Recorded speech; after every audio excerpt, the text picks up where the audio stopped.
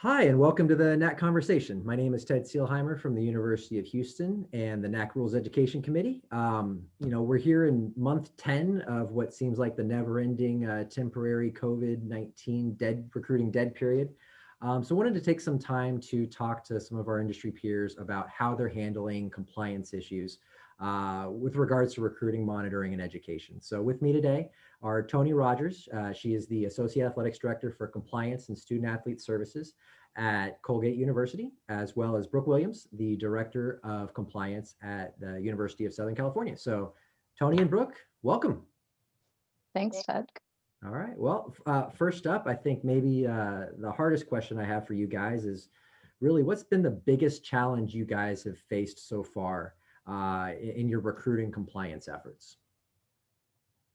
Yeah, I can start us off. I think educating with patients, first and foremost, making sure you have confidence in the information that you have and that you're doing it timely enough that your coaches aren't getting beat out by Twitter or their other peers and coaches across the country.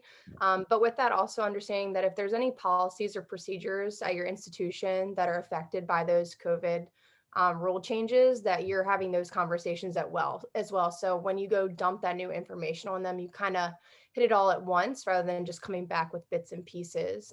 So understanding the patients for me with the coaches definitely has been the biggest challenge, with them always being go, go, go.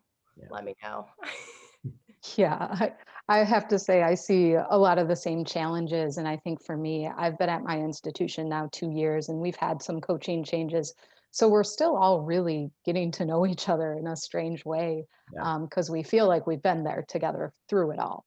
But a lot of it during this time has made us realize in our office how much we had to go back to basics with flexibility in rules and blanket waivers coming out. We realized there really needed to be a refresh on what those basic foundational rules were so our coaches could better understand what those changes meant in the new application. And so, a couple months in, that's what we realized was the challenge. And I think as we move forward, do we go back to that? Are they going to remember to go back to that? And I think with the timing is also had been a huge thing. At the beginning, we were all just kind of on our own in making judgment calls and professional judgment calls. And that aligned with what your institution was doing. And now I think we're a bit more in step with one another in the NCAA and those organizations. But it was a bit of whiplash for a while. And I know I'm not the only compliance person who felt that. So it was really just navigating that, trying to keep coaches calm, patient, stick with us. We're all in the same boat, and understanding that their competitors are in the same boat with all this as well. I think whiplash is a good word for that. It brought me back to April when it was a weekly conference compliance call. It didn't seem like it was enough to stay on top of everything that was happening. And I guess now you kind of remember what it's like to not have them saying, well, I saw someone do this morning. What am I going to be doing? But to touch back on something you mentioned, Brooke, in order to get all of the information into one digestible piece, are you taking longer to share information than you otherwise would have before this in order to make sure that it's more complete? Yeah, I think in some ways, yes. So if that even means sending a text or a call, like this might come your way, but we're just not ready to fully communicate it with everyone. That's something I do a lot, especially with my head coaches. Like, this blanket waiver came through, you're going to see it, but we got to make sure we're ready to hit the ground running with whatever else it entails. Gotcha. And I think that communication is something that they've it might not go away. I'm afraid it might. I think they really like that. So Yeah. I'm gonna have a lot more calls in my future, but Sure. it does take a little bit longer, but it does save us time, right? Because we're being efficient and Mhm. effective with the information, and then we're trying to mitigate as much risk at the same time. Yeah. So that the last thing I want to send is 5 emails to a coach when I can just put it all one together. It might be a little bit longer than they hoped, Right. but at least they're opening one versus five. Yeah. Well, Toni, coming back to you, has there been any unexpected or maybe even expected positives that have been coming out from this COVID dead period, either in terms of rule changes or things that you guys have done in your office that you like that you might want to keep doing? Yeah, I think one of the biggest positives was, for coaches who may have been doing this a long time or just haven't revisited what they've been doing, it really forced a lot of them to start to get innovative, start to get creative, think of new ways to go about recruiting. And no matter where you're at in your professional career or in what position, that's always such a good thing to do, to Mhm. take that time and look back and try and change up those processes.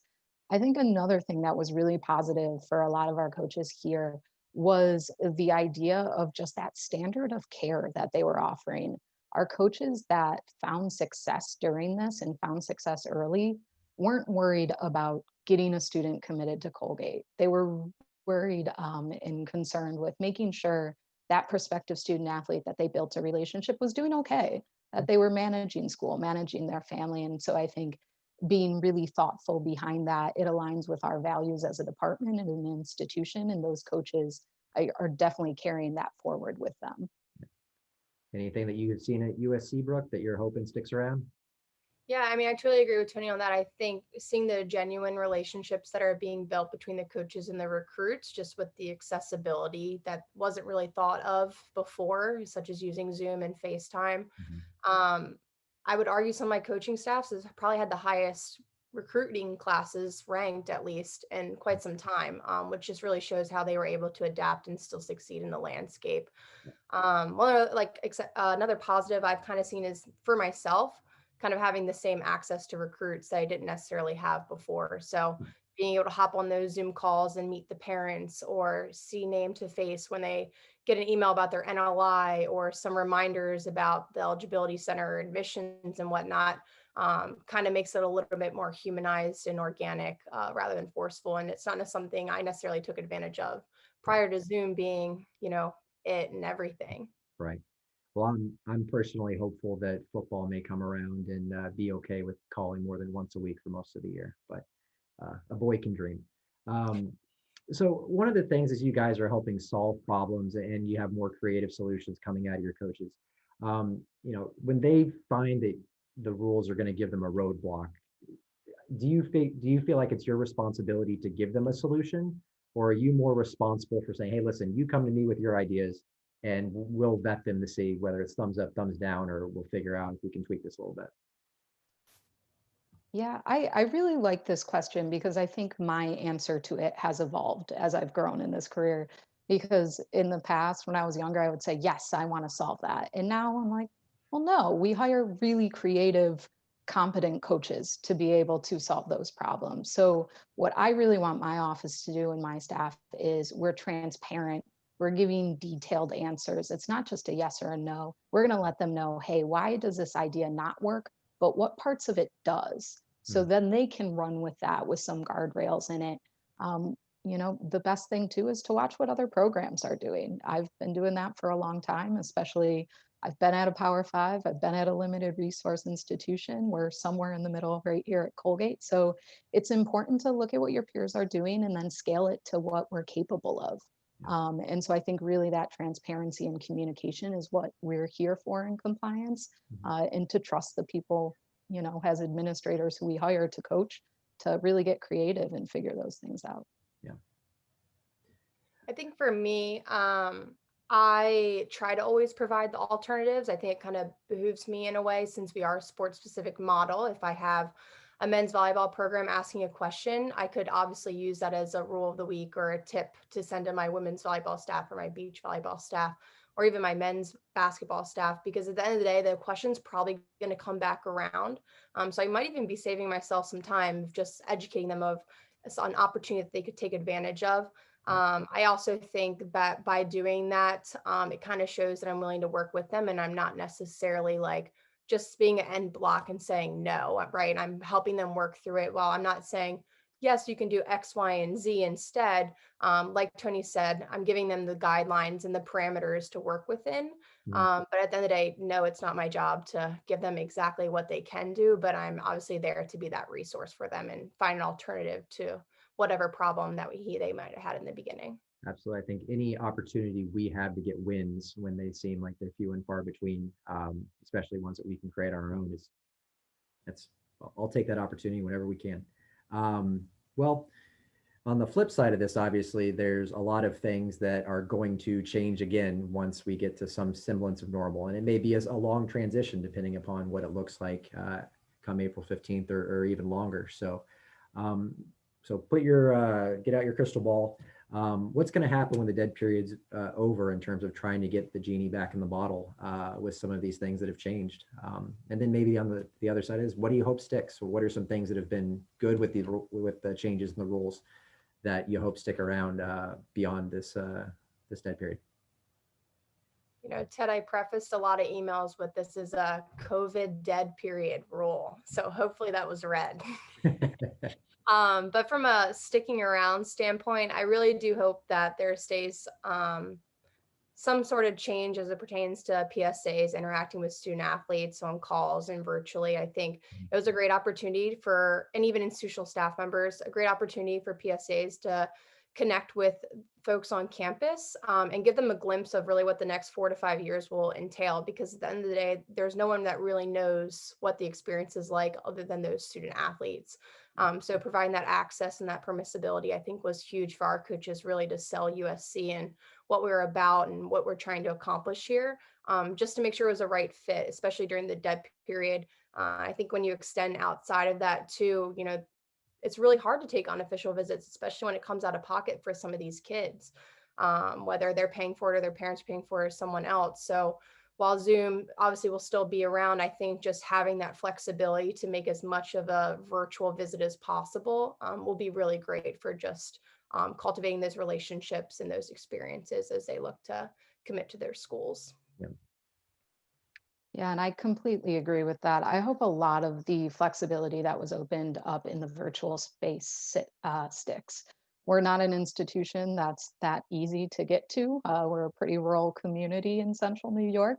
So the idea that our coaches actually have a stronger reach right now to some of those prospects and to get them on the phone on a Zoom call with, our faculty members, our career services members, those outside of athletics, is a great opportunity during this time. And I don't think it would hurt moving forward.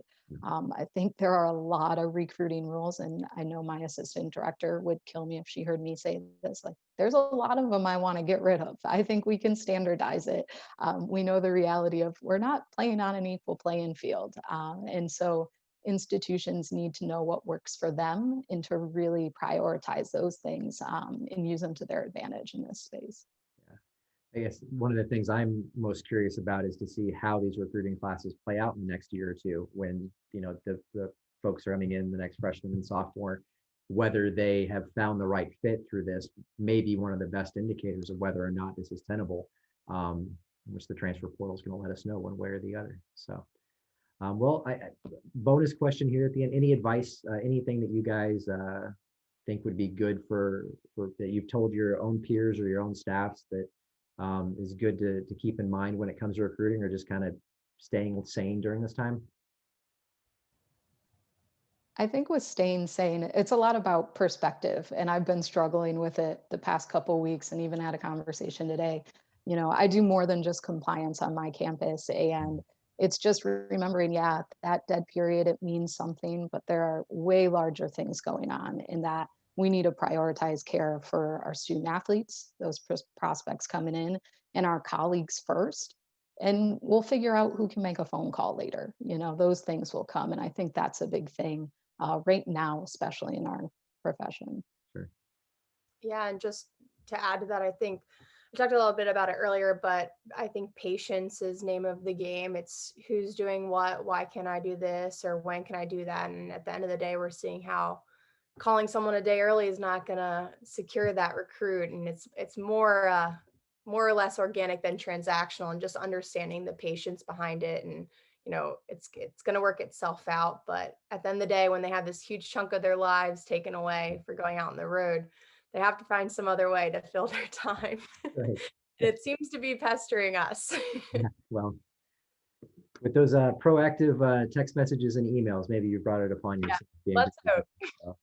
I encourage GIF usage as well. Yeah, that's good. Absolutely. Little memoji never hurt anybody. So, well, Toni and Brooke, I appreciate you guys taking your time and sharing your perspective on recruiting. And thanks again, everybody.